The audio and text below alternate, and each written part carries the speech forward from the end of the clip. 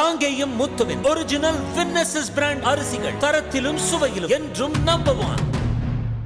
திரு ஷாம், நம்ம EVM machine சார்ந்த சதி கோட்பாடுகளுக்கு விளக்கம் பெற நேரம் இல்லை. ஆனால் நம்ம ஓபிஎஸ்ஸை விளக்கிட்டாங்க அப்படின்னு சொல்கிறோம். சார், ஓபிஎஸ்ஸை தமிழ்நாடு முழுவதும் பிரச்சாரத்திற்கு பயன்படுத்தலாம், இல்லை ஓரிரு தொகுதிகள் கொடுப்பதன் மூலமாக அதிமுகவுடைய அதிருப்தியை சம்பாதிக்க வேண்டிய நிர்பந்தம் பாஜகவுக்கு ஏற்படலாம். இந்த அடிப்படையில் கூட அவங்க முடிவெடுத்திருக்க முடியாதா?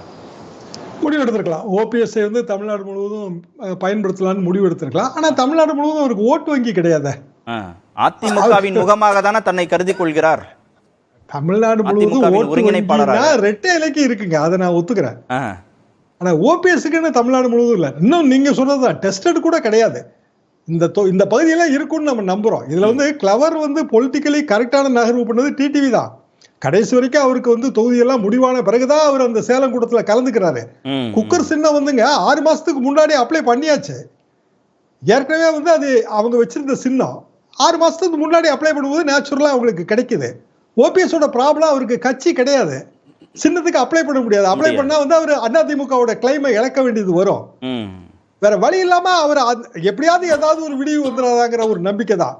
ஆனால் பாஜகவை பொறுத்தவரையில் எல்லா இடத்துலயும் தாமரைன்னு சொல்றதுக்கு அவங்களுக்கு உரிமை இருக்கு. ஏன்னா ஜெயலலிதா அப்படித்தானே எல்லா இடத்துலயும் ரெட்டையில தானே சொன்னாங்க. அப்படித்தானே அவங்க வந்து 2014 2016 வெற்றி பெற்றாங்க. இது வேற அண்ணா, ஒரு கட்சி தவறா ஒப்பிடுறீங்க. ஜெயலலிதா சொல்றது என்ன அப்படின்னா, ஒரு பெரும்பான்மை ஒரு எட்ஜில பெரும்பான்மை வரும்போது நம்மளுடைய ஆதரவுல நிக்கிறவங்க கட்சி மாறிடக்கூடாதுன்ற ஒரு பாதுகாப்பு கருதி. இது அப்படிப்பட்டது அல்ல. நான் ஒண்ணு கேக்குறேன், ஒரே ஒரு கேள்வி திருப்பி கேக்குறேன் பாருங்க. பாஜக இல்ல சரிண்ணா, இல்ல நீங்க பேசலாம் ஒண்ணு இல்ல, முடிச்சிடுறேன். தயவு செஞ்சு விடுங்க, டைம் ஆயிடுச்சு. சரி, நிறைவு செய்ய வேண்டிய இடத்துல இருக்கும். கடைசி நேரத்துக்கு போயிட்டோம் சார். இப்போ வந்து ரெட்டை இலை தான் நிக்கணும், தாமரை தான் நிக்கணும்னு சொல்றது கட்சியோட விருப்பம். அதுல வந்து நம்ம எல்லாம் தலையிட்டு கருத்து சொல்ல முடியாது. அதுக்கு சம்மதம் தெரிவிச்சு போறவங்க போறாங்க.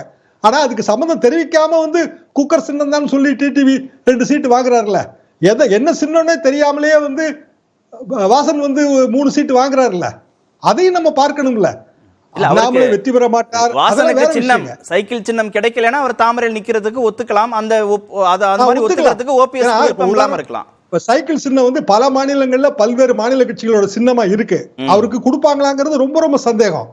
இல்ல, கொடுக்கலனா தாமரை சின்னம்னு ஒரு ஆப்ஷன் அவருக்கு இருக்கலாம்ன்றனா. ஓபிஎஸ்க்கு அந்த ஒப்புதல் இல்லாம இருக்கலாம். அப்பப்போ அந்த தனித்துவத்தை இழந்துருவாங்களே. யாருமே இன்னொரு கட்சி சின்னத்துல நிக்க விரும்ப மாட்டாங்க. நீங்க கருணாஸ்ட கேட்டு பாருங்க, அவர் ரெட்டையில நிக்கிறதுக்கு எவ்வளவு தயங்கினாருன்னு எனக்கு நல்லா பர்சனலா தெரியுங்க. யாருமே விரும்ப மாட்டாங்க. மனம் திறக்கட்டும், ஓபிஎஸ் என்ன சொல்றாருன்னு மனம் திறந்து பேசட்டும். அதற்கு பிறகு நம்ம இன்னொரு சந்தர்ப்பத்திலையும் நம்ம பேசுவோம். நன்றி. காங்கேயம் முத்துவின் ஒரிஜினல் வின்னசஸ் பிராண்ட் அரிசிகள் தரத்திலும் சுவையிலும் என்றும் நம்பர் 1.